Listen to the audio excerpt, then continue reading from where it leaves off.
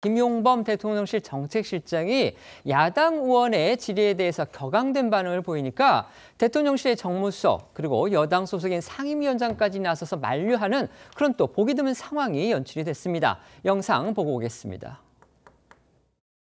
지금 따님이 전세 살고 계시죠? 네. 전세금은 누가 모은 겁니까? 딸이 여기 저축을 한 게 있고요. 제가 좀 지금 빌려준 게 있습니다. 그러면 실장님은 일명 이 정부가 얘기하는 갭 투자로 집을 사셨죠? 아닙니다. 갭 투자 아닙니다. 따님한테 임대주택 살라고 얘기하고 싶으세요? 아니 의원님. 왜냐하면 이번 정부 예산을 제 가족에 보면 대해서 그런 식으로 하지 마세요. 자, 정리해 주세요. 자, 정책시장도 그렇고 우리 김은혜. 자, 다음은 자, 적당히 하세요. 공직자 아버지 둬가지고 평생 눈치 보고 살면서 전세 부족해서 그런 딸에게 자, 무슨 정책실장님. 무슨 말씀이세요 지금 의원님? 정책실장의 의원님이 말씀했잖아요. 우리 딸이 갭투자 정책실장 들어가 있다고. 제가 갭투자 안 했다고 말씀드렸잖아요. 그 정도 하시라니까. 아니 둘 다 사실 아닌 걸 가지고 왜 그러세요? 갭투자 안 했어요. 자, 그만하시죠. 김은혜 의원님들. 지금 말씀하시면 의원님 하지 말라니까. 가만 있어봐. 정책실장 안 되니까. 가만 있어봐. 안 된다니까. 좀 가만히 있어. 좀 대통령실. 가만 있어봐요. 정책실장 봐봐. 안 되니까. 그러면 안 돼요. 위증도 그렇고 말이죠. 안 된다니까 지금. 정책실장 지금 뭐 하는 겁니까? 여기 정책실장 화내는 거는 보십니까? 송구합니다. 영상으로 보신 것처럼요. 국민의힘 김은혜 의원이 정부의 10.15 부동산 대책의 주역이라고 할 수 있지요. 김용범 실장을 상대로 해서 이른바 갭 투자 의혹을 주장을 하면서 또 딸에 대한 전세자금 지원 문제까지 거론을 하니까 보신 것처럼 김 실장 분을 못 이기고 저렇게 감정적인 반응을 보인 겁니다. 네, 맞습니다. 국민의힘 김은혜 의원이 김 실장의 갭 투자 의혹과 이 김 실장 딸의 전세자금 의혹에 대해 언급하자 이 김 실장이 목소리를 높여 반발하면서 두 사람의 설전이 고성으로까지 이어졌는데요. 옆자리에 앉은 우상호 대통령 정무수석이 그러면 안 된다고 김 실장을 말렸지만 김 실장은 가만히 있어 보라며 흥분을 가라앉히지 못했고요. 결국 민주당 소속 김병기 운영위원장이 여러 차례 큰 소리로 제지하며 화를 내고서야 공방이 일단락됐습니다. 다만 김용범 실장이 갭 투자는 아니라며 야당의 의혹에 강하게 반발했지만 이 딸의 아파트 전세자금 3억 가운데 1억 3천만 원을 지원해준 사실이 확인되면서 최소한 아빠 찬스 논란에선 자유로울 수 없어 보입니다. 한 차례 공방이 마무리된 후 김용범 실장은 재차 송구하다며 자숙하겠다고 덧붙였는데요. 공방 이후의 영상도 보고 오시죠. 정책시장 질문 하나 드리겠습니다. 갭 투자 하신 거 없죠? 갭 투자 아닙니다. 따님도 전세 살고 있죠? 예. 근데 왜 사실이 아닌 걸로 이렇게 공격을 받고 계신지 잘 모르겠습니다. 제가 대신해서 유감스럽다는 말씀을. 아닙니다. 제가 송구합니다. 재산 한 270억 갖고 있는 의원들이 서민 청년 운운하는 거 저는 기가 찹니다. 정책식에서 흥분하실 필요 없다고 생각을 합니다. 아닙니다. 제가 자숙하겠습니다. 2030 청년들에게 집이라는 건 이제 절망입니다. 정책실장님이 흥분하실 일이 아닙니다. 국민들은 지금 천불이 납니다. 실장님.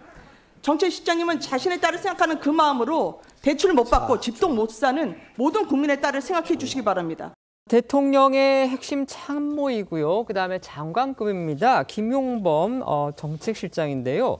어제 영상으로 저렇게 중계가 되는 국회 운영위원회 전체 회의에서 여당 의원은 물론 그러니까 여당 측의 참석자들은 물론이고 바로 옆에 앉아있던 대통령 정무수석까지 나서서 말릴 만큼 아주 격앙된 반응을 보였습니다. 물론 이제 야당 의원의 질의 내용 자체에 대해서 불만을 가질 수는 있지만 어쨌든 정부 측의 참석자가 어떻게 보면은 정말 감정적인 그런 반응까지 보이는 것도 그렇게 흔히 볼 수 있는 장면은 아니었고요.